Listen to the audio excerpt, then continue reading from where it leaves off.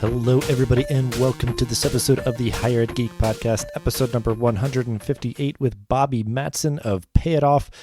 Really appreciate the time to get into this topic around student financing for higher education, specifically student loans, and getting students more informed about them and how they can better manage them to be able to save money and just not have it be something that, hangs over their head, too much as they begin their lives after graduation. There's a lot that goes into this around, better preparing students before they start college and while they're in it to make sure that it is an affordable experience. They're making smart choices about, different scholarships and grants and loans to use to fund their education. Bobby has a lot of knowledge about this topic and a personal stake in himself that kind of inspired this journey. So definitely connect with him and go check out Payitoff. They're doing great work, and there's a lot of great organizations as well that he mentions that we include in the show notes. Brief little note before we get into this episode, though. This will be the last episode before our summer break. We'll be taking June and July off from posting new episodes. I'll probably push some old episodes out as a rebroadcast just to keep things fresh in the feed, but we will be back with new episodes starting in the first week of August and then go through till the end of November. So keep an eye out for new episodes beginning of August. But without further ado, and after this brief message from our sponsor, this is episode number 158 with Bobby Matson. This episode is brought to you by Kitcaster. Kitcaster books you on top podcasts. How do funded startup founders attract prospects and talent? Podcast interviews. How do entrepreneurs with exits find new deals? Podcast interviews. How do C-suite execs differentiate in crowded markets? Podcast interviews. Kitcaster books you on top podcasts. Click the link in the show notes for a special offer. Celebrate good conversation. Our topic today, focusing in on student financing, financial aid, student loans, all that. Really haven't spent as much time as we should on it, so I'm very happy to have some time to go into it a little bit deeper. So we will start out as we always do, let our guests introduce themselves and get into their professional background and how they got to be where they are today. Awesome. Well, my name is Bobby Matson. Appreciate you having me here today, Dustin. I'm the CEO of Payitoff. We're a debt management software that helps financial applications offer their customers debt expertise and better financial outcomes, really starting with student debt.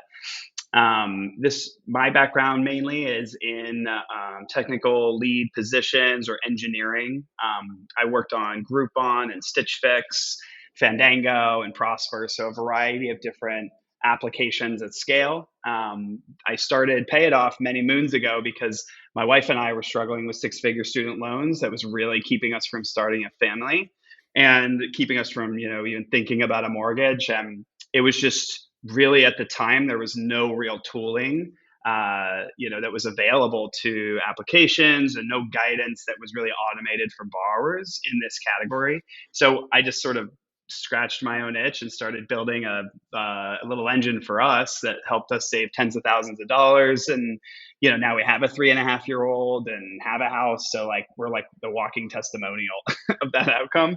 That's how I'm here today. Awesome. Yeah. Well, congrats. And that's a great origin story there.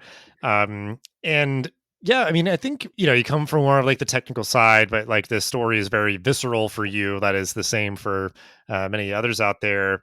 And yeah, I mean, it just made me think while you're talking about kind of just the complexity and confusion or, just lack of resources and knowledge in this area. Cause it just reminds me of doing your taxes. It's just one of these very major financial things that every person or many people when it comes to student loans, has to do, but you're just operating with such minimal understanding. I don't think we can expect people to really be as fluent as they maybe need to in the ways that they can, go about things smarter. And like you said, save money in the long run and everything. So if you want to give kind of just a little bit more of an explanation of what Payitoff does, sort of how you achieve those outcomes and everything, just so folks kind of have that context. Yeah, for sure. So we have a variety of tools, the software tools, some that are low code tools that any business can embed debt intelligence into their application. So it takes 10 minutes to really get this kind of outcome within that experience. And we have an API as well for deeper experiences. And a lot of our customers have really proven use cases and increasing centrality and debt to income for their customers and really boosting that LTV.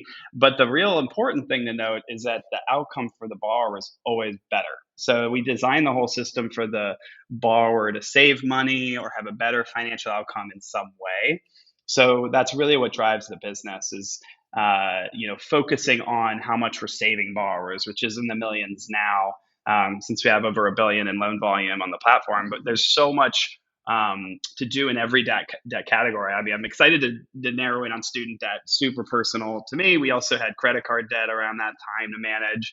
And there's just the debt problem and the consumer debt problem is just so real. And like you said, visceral for a borrower. It can feel very emotional. And honestly, everyone's basically expected to be a debt expert in their own lives in some way. And it's just not realistic, to have to run all these numbers. And, I would guess almost every borrower out there has some spreadsheet at some time trying to track this stuff and understand it. And it's just so difficult to have a transparent experience with that. So we really focus on bringing that to any partner that's using our tools.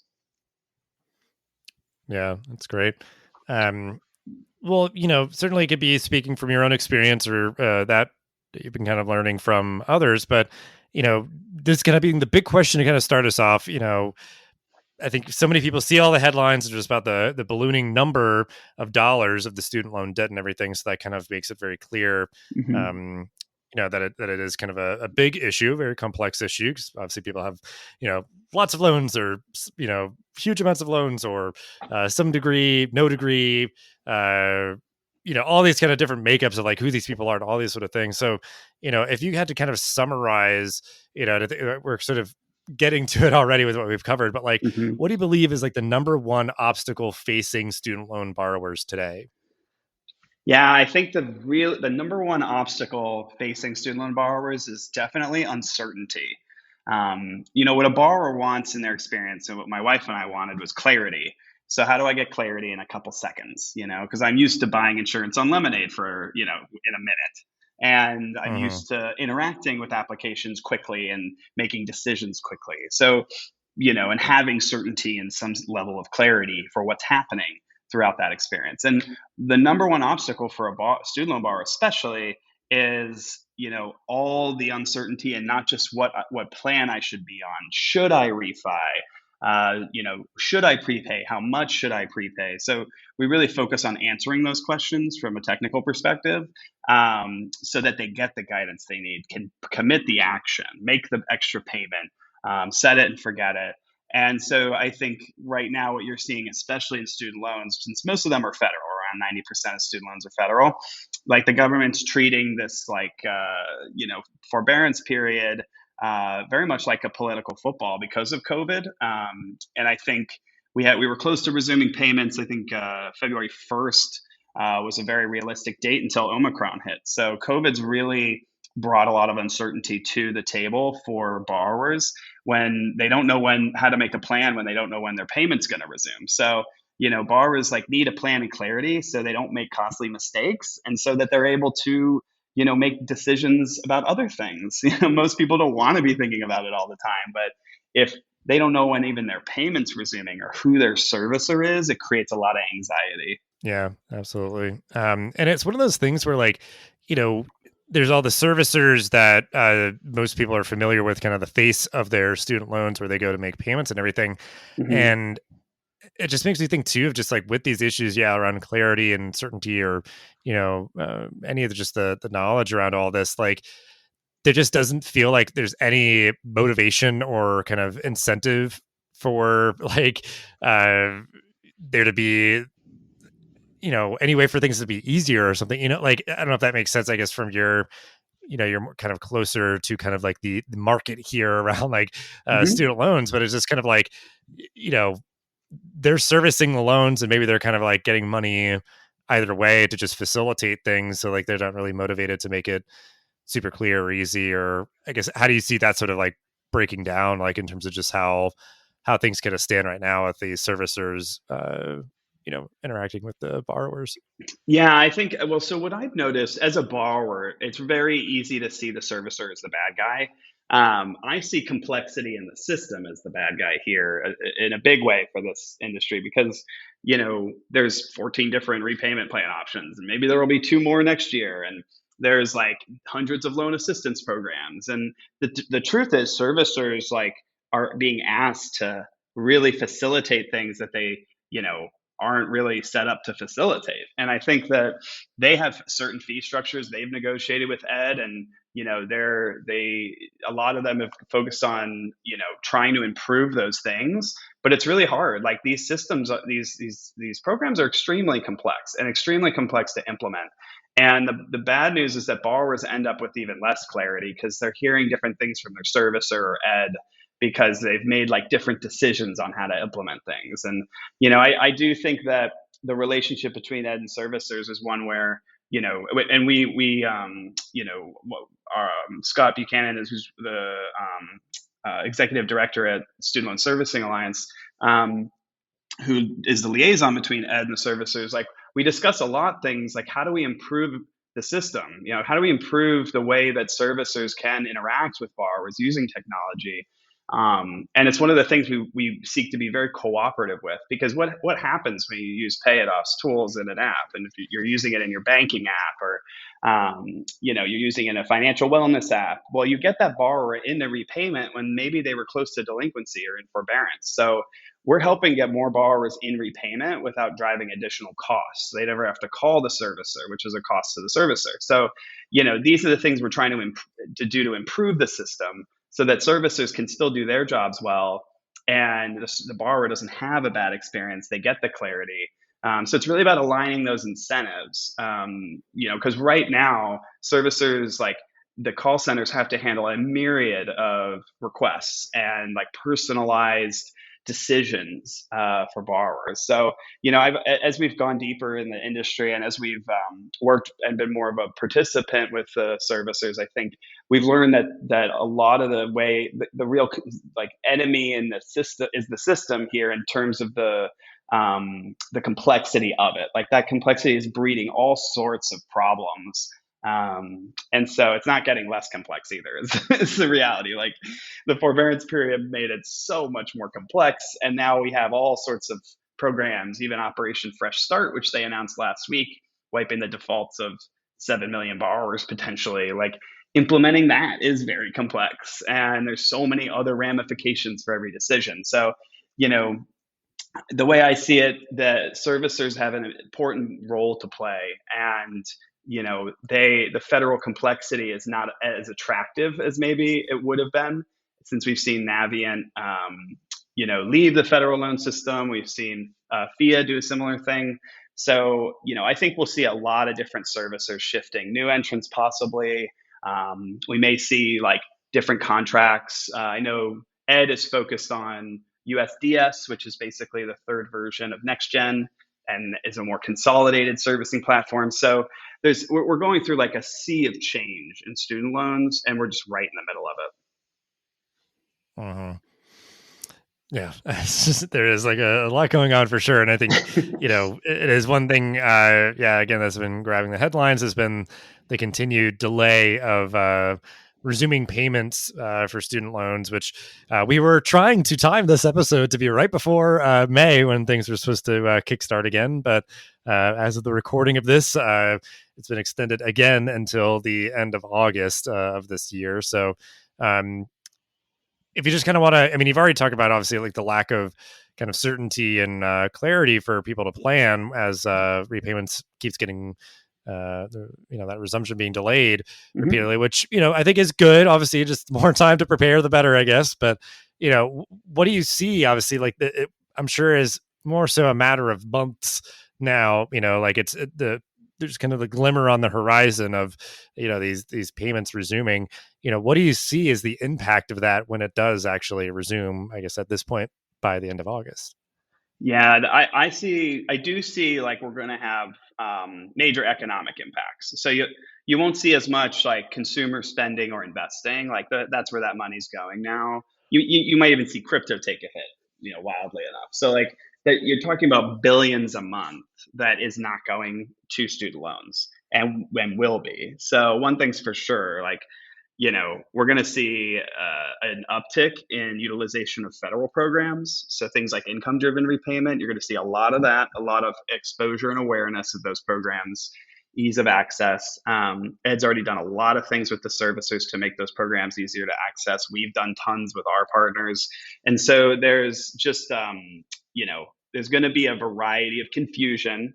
I will say, though, if you had asked me a year ago about the impact of the resumption, I would say it would, in the middle of COVID being like very, like vaccines just coming out and still a lot of uncertainty with COVID, I would say the impact would have been greater then. Borrowers by this time have heard about the student loan payment pause so many times. So every time it's in the national headline, it's reminding them of this resumption happening or their student loan payment. So it's not like people don't know or aren't like taking steps to get ready. We saw like a huge jump in April, in early April, compared to the month prior, and compared to any prior potential resumption of users like restructuring their loans or like committing to a refi or doing things like that were going to get them set up for the resumption. So I think contrary to kind of some of the stuff you hear, people like obviously love having more time to like use those funds in other ways. And people on income driven plans and PSLF are really doing well through this because all these periods count towards those programs. So really, really great outcomes for those borrowers. But I think that when payments resume, it's like everyone's going to want to know at the same time, like, what do I do about my student loans and what do I do about my payments? So that is going to be something we've never seen before in financial services, like over 40 million people resuming a debt vertical at once. Never happened. So I think there's going to be things we can't even predict. Yeah, absolutely. I think it is going to be quite a wild time. And I mean, we'll see how it works out, I guess. But Exactly. yeah, there's definitely going to be a pretty big spending impact for sure. And I think, with payments resuming and everything, I'm curious to see how much of kind of a demand for or just kind of a paradigm shift there will be with employer benefits, because I know there was also, and kind of buried in one of these sort of COVID relief bills around trying to incentivize student loan repayment benefits for employers and having that be, I don't know, and I'm probably using this term wrong, but like a tax write-off or something, but how do you see like employer benefits playing into this space? Because I think, just broadly in education, it has been a very kind of trendy headline to see, employers funding students to go to college, but obviously a lot of people still have student loan debt before they maybe worked at a place that had that benefit. So it's like, would they sort of have that parallel where it's like, we'll either pay for you to go to college or maybe help pay for your loans that you had kind of coming in. So yeah, I'm just curious to your thoughts because I'm just super interested in this as like a potential benefit. Yeah, so I think I think we'll see employers make a massive contribution here, like quite literally, like financially.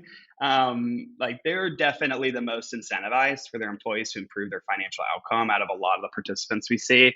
And now that the benefits tax deductible, you brought up, it was the Consolidated Appropriations Act of 2021, so the CAA 2021 that had student loan payments were basically lumped into the tuition assistance program, so that employer making contributions could have a tax deductible write off up to $5,250 like they would in tuition assistance. So that is in market now, and we see a lot of employers adopting student loan benefits in a way that we never saw before. So we're expecting to see even more because the Secure Act 2.0 that just passed the House with bipartisan support makes it even easier to implement these programs. So we're just going to see high employer participation, and I fully expect it to be a core benefit like a 401k in no time.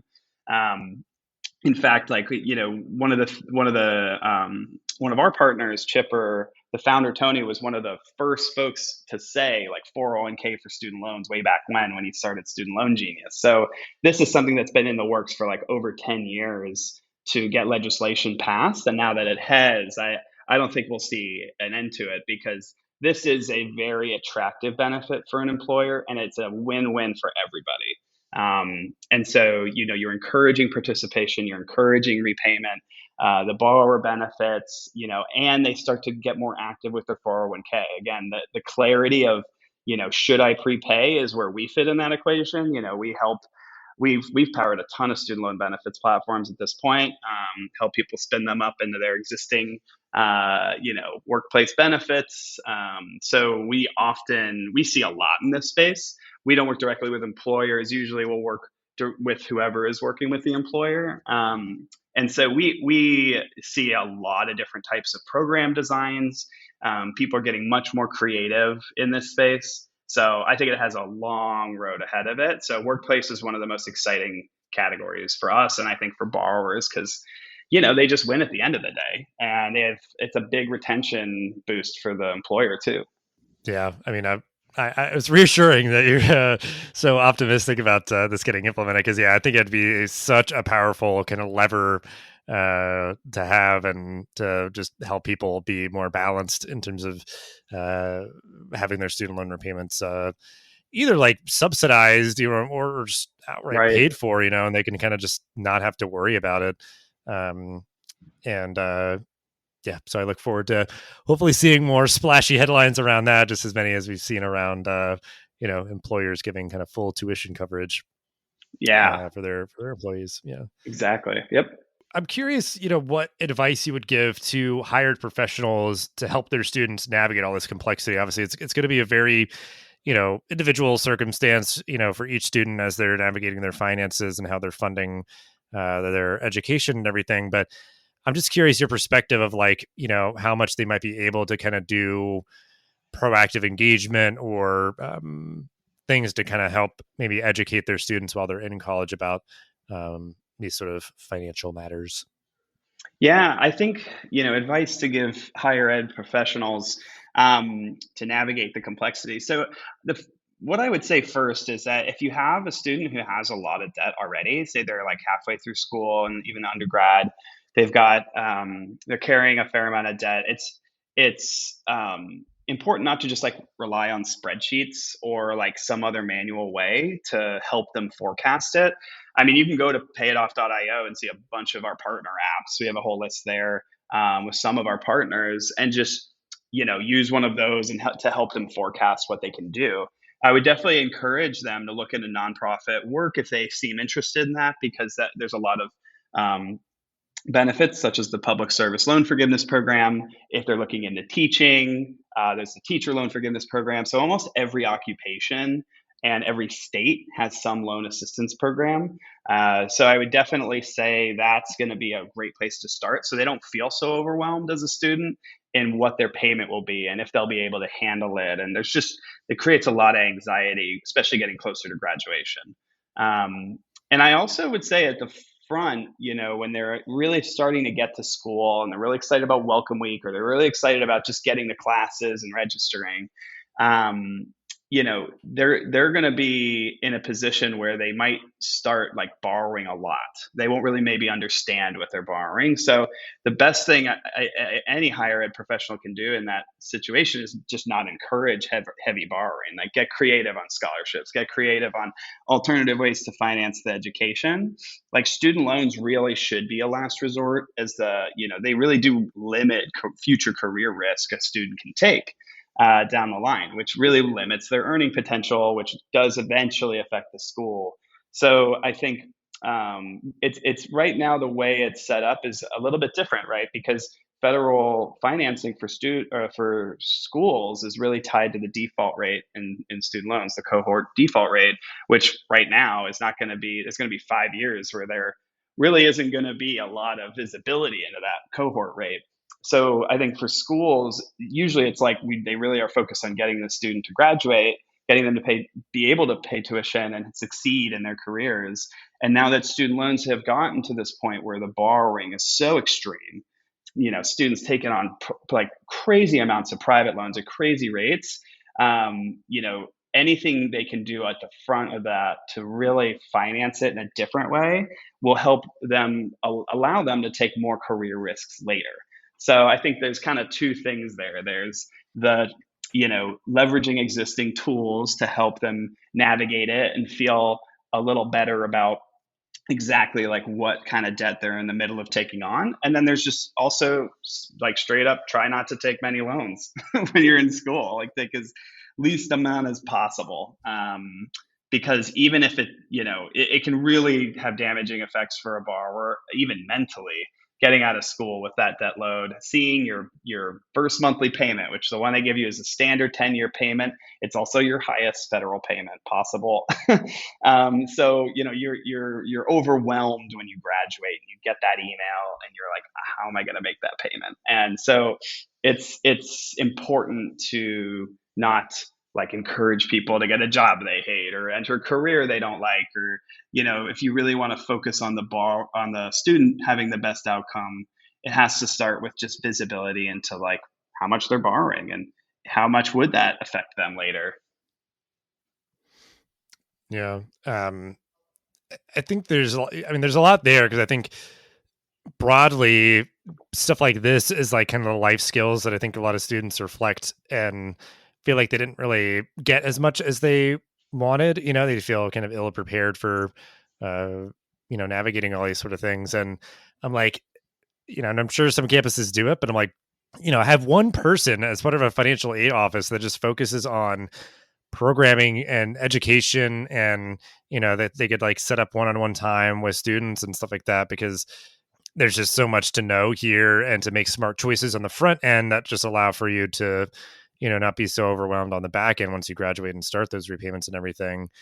Because I think so much of like any financial aid office at institution, think so much of it is just focused on the facilitation of distributing aid versus like engaging with students and everything. So it'd be cool to see, where that may already be in existence, or where places kind of adopt something like that. But yeah, I mean, that I think is a big takeaway as well, is like, if you make smart choices, while you're in college, then it just makes it a little bit easier to manage once you graduate, and like having, the repayment plan that you want set before you start payments versus just the Right. default option and those sort of things. Like 100%. And honestly, even just knowing like who your servicers are and how to like access that information. And there's a lot of 101 that really needs to happen in school. And I think a lot of schools do invest in default management programs, things like that. And so, I think that we've seen a little less of an emphasis on it now, mainly because of COVID and, lots of other focuses that schools have had to deal with. So it hasn't been as clear, and like payments being on pause, it has not been as big of a focus. But what we did, we actually queried our data over the past couple months, and we found that a lot of about 26% of the restructurings were from folks who had never made a payment during COVID. And about 10% of all borrowers have never made a payment during COVID. So you're looking at like almost 2 to 3 times as many people like really focused on like that are recent grads on our system. So that shows you that like people in younger folks and people that have recently graduated are really focused on this. Like they're really focused on figuring out their payment. They're really focused on making sure they have some clarity. So I think the more you can bring that up front in the school, the better they're going to feel. And we've seen that there's a lot of great platforms out there. I mean, we work with Scholly. They're an incredible scholarship automation platform for students. And there's a host of other sort of fast automation focused companies like Frank and Moe's. So you're seeing like a lot of tools available in school and then when you graduate too. So I think that's the good news in all this, is that there's a variety of tools now that 6-7 years ago just did not exist. Well, and I appreciate you name dropping a couple of those folks there. Because, yeah, I mean, at this point, as we're winding down, we like to always give the opportunity to share out resources so we can link out to stuff in the show notes, obviously ways to connect with you and Payitoff. But any other like books, podcast, articles, things that you feel like would be just relevant resources for this topic? There's a lot of great resources. I would definitely say anyone we're working with is really going to be focused on the clarity and the guidance side of this. So I would definitely look at Payitoff.io and all of our partners there. There's other folks, that I would just look at in the industry. So Student Loan Planner, Travis, I was on his podcast recently, and very good, great resource on the ground. He does a lot of things outside of student loans now, but great resource, great team there. Definitely would recommend them. But yeah, I think if you're looking at, a tool, a piece of software, any of our partners, I think, are going to be really good choice to explore. If you're more, say, focus on the public service side of things, Chipper, I mentioned before, one of our partners, excellent experience working with tons and tons of teachers and nurses and folks that really are getting amazing outcomes in their app. And Future Fuel, similar example, where they're working with employers and they work with the borrowers directly, and they do all sorts of different things to help borrowers restructure, and have a lot of awesome partners. So there's just a lot of different examples from partners of ours that I would definitely encourage folks to check out. Whether you're in the workplace and you're looking at, hey, where do I work that has student loan benefits? That's another opportunity. There is a great resource. I know there was I think Goodly has a list, I could share it after, of all the employers that offer student loan benefits or something like that. So those are other resources that can help. So this is just a few that come to mind. Yeah, and that'd be great to have if you can share the link, because I'd be interested in perusing it myself. Our final question here, I always just kind of like to give the floor to our guests a final thought or call to action on this topic to end the episode. I feel like we've covered a lot of great stuff, but just however you'd like to wrap it all up. Yeah, I think the important thing to call out is that there are so many different pieces of technology, so much better technology that exists for borrowers today. And the truth is, we just need them to have access to it. So, it's really important to focus on this problem not as just a checkbox. This is a key thing that exists in a borrower's life.